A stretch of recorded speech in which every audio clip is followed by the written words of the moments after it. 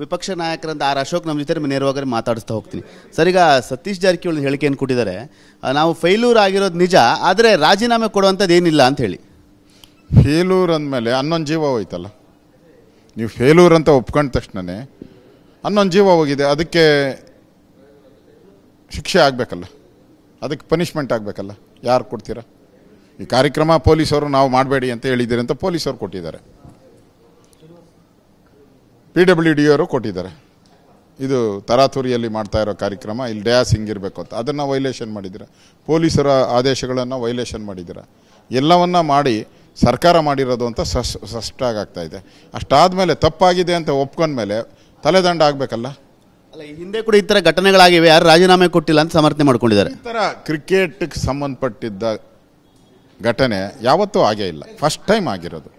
ಅದಕ್ಕೆ ಸಂಬಂಧವಾಗಿ ಕೇಳಿದಿರಿ. ನಾವು ಯಾವುದೋ ಜಾತ್ರೆ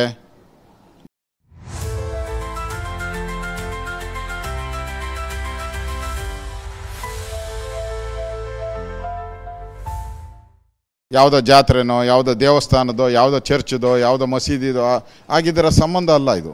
ಅದು ಬೇರೆ, ಅದು ಇಶ್ಯೂನೇ ಬೇರೆ. ಇದು ನೀವು ಕರೆದಿರೋದು. ಜಾತ್ರೆಗೆ ಜನ ಅವರೇ ಹೋಗ್ತಾರೆ, ಮಸೀದಿಗೆ ಅವರೇ ಹೋಗ್ತಾರೆ ಜನ, ನೀವೇನು ಕರಿಬೇಕಾಗಿದ್ದಿಲ್ಲ. ಅಲ್ಲ, ಅನಾಹುತ ಆದರೆ ಅದು ಅವ್ರದ್ದು. ಇದು ನೀವು ಕರೆದು ಸಾವು ಮಾಡಿರೋದು.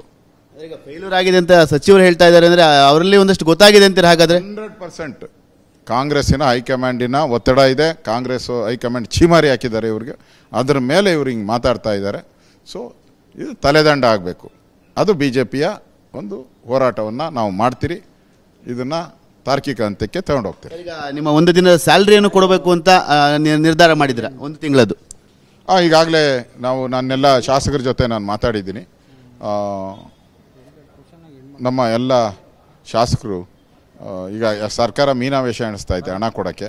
ಅದಕ್ಕೆ ನಾವೇ ನಮ್ಮ ಒಂದು ತಿಂಗಳ ಸ್ಯಾಲ್ರಿಯನ್ನು ನಮ್ಮ MLA MLCಗಳು ಕೊಡುವಂಥ ತೀರ್ಮಾನವನ್ನು ಮಾಡಿದಿರಿ.